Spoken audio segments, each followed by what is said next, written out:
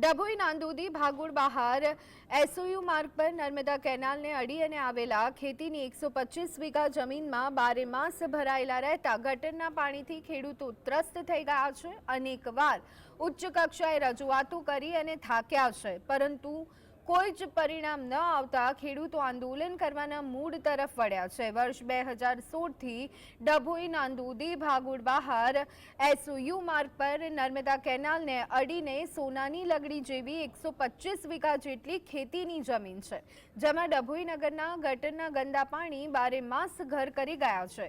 આ બાબતે ત્રસ્ત ખેડૂતોએ વડાપ્રધાન, મુખ્યમંત્રીથી લઈ કલેક્ટર, પ્રાંત અધિકારી, પાલિકાના ચીફ ઓફિસર સહિત પ્રમુખને વારંવાર રજૂઆત કરી છે, છતાં તેમનો પ્રશ્ન હલ ન થતા હવે ઉગ્ર આંદોલનનો માર્ગ અપનાવવાની ચીમકી ઉચ્ચારી છે।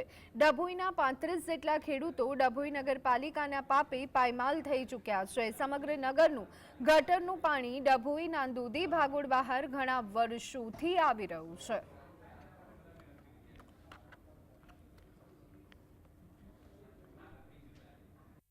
क्या जवानों क्या तेना बदले अमरा क्षेत्रों में पड़ी रू है। पानी लगभग 15 वर्ष 10 वर्ष है अमे उत्पन्न कोई लीधु नहीं आज सुधी ने। डांगर करीए छे पण केवी रीते करवो, सूंढियुं करीए पण केवी रीते करवो। आटली जमीन पर अमारे जीववानुं छे, पण अमे वारे घड़ी नगरपालिकाने अरजी पण आपी छे, अधिकारीने पण मळ्या छे। आ तिलकवाड़ा रोड पर 150 वींगानी अमारी जमीन छे। छेल्ला 10 वर्षथी नगरपालिकानो दुर्गंधी, दूषित अने गंदू पानी भराय छे। नगरपालिकाने अवारनवार अरजी करवा छतां पण नगरपालिका कोई कार्यवाही, कोई एक्शन करवा आजे पण तैयार नथी। 2016 થી 2024 માં અમાरे दरेक खेडूतोने एक पण वींगामां 1 રૂપિયાનો પાક અમે કરી શકે એમ હાલत